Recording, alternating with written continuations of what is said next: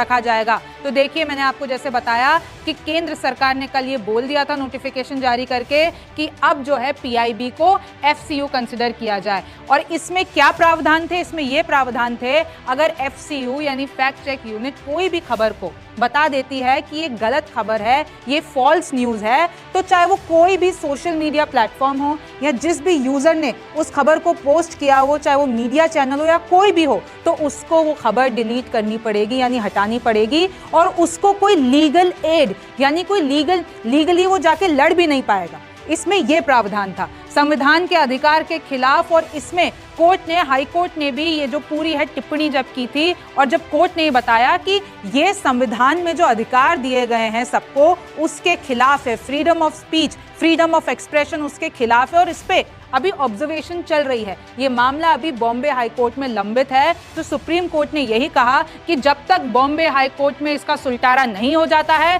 तब तक ये जो केंद्र सरकार ने नोटिफिकेशन जारी किया है, हम इसको खारिज करते हैं। और ये भी बता दूं, याचिकाकर्ताओं ने ये कहा था कि अभिव्यक्ति की आजादी के खिलाफ है। और कौन कौन थे याचिकाकर्ता? Kunal Kamra, stand up comedian, आपको पता होगा, editors guild of India, AIM, इन सब ने याचिका डाली थी। और इनका यह कहना था कि सिर्फ सरकार के लिए ही क्यों बने फैक्ट चेक, कि आखिरकार सरकार किसी भी अगर खबर पे चाहेगी तो उस पर रोक लगवा सकती है, तो सिर्फ सरकार के लिए क्यों?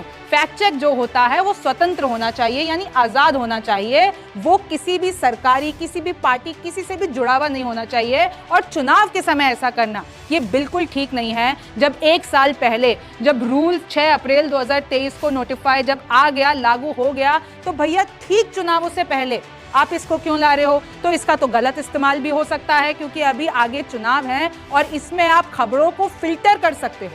इस फैक्ट चेक यूनिट से आप अपना एजेंडा चला सकते हो। तो ये याचिकाकर्ताओं का कहना था कि आपने एक तो एक साल तक इसको पूरे ठंडे बस्ते में डाल के रखा और अब चुनावों से पहले आप नोटिफाई कर देते हो, तो ये गलत है। और सुप्रीम कोर्ट ने मान लिया कि चुनावों से पहले जब तक ये बॉम्बे हाई कोर्ट में मसला सुलझ नहीं जाता है, तब तक हम इस पे अभी होल्ड लगाते हैं। केंद्र ने इस पे क्या कहा कि केंद्र ने कहा सिर्फ सरकार जानकारी से डील होगा, यानी सरकारी जानकारी से डील होगा, कि ऐसा नहीं होगा कि हर खबर पे हम करेंगे, सिर्फ जो सरकारी ऑफिशियल रिकॉर्ड होंगे। और अगर उसकी कोई गलत खबर फैलाई जा रही होगी तो उस पे हम सोशल मीडिया प्लेटफॉर्म को बोलेंगे कि भैया डिस्क्लेमर लगा दो कि फैक्ट चेक यूनिट की तरफ से ये जो खबर है ये फेक बताई गई है। तो हम ये सिर्फ सरकारी ऑफिशियल खबरों के साथ करेंगे, हर खबर के साथ नहीं किएंगे। और केंद्र ने एक एग्जाम्पल भी दिया सुप्रीम कोर्ट में कि अभी फेसबुक में अभी एक खबर छपी थी, फेसबुक के थ्रू ट्रैवल की थी कि CJI ने बोला है सबको कि प्रोटेस्ट करो आके, और वो खबर फेक थी। और यही उदाहरण केंद्र सरकार की तरफ से जो सॉलिसिटर जनरल थे, उन्होंने ये बात बताया कि हम इस तरीके से चाह रहे थे। लेकिन फिर मैं आपको बता दूं, ये जो बॉम्बे हाई कोर्ट का 11 मार्च का आदेश था, उसको सुप्रीम कोर्ट ने रद्द कर दिया और कहा अभी हम इस पे चुनावों से पहले केंद्र के इस फैसले पर रोक लगा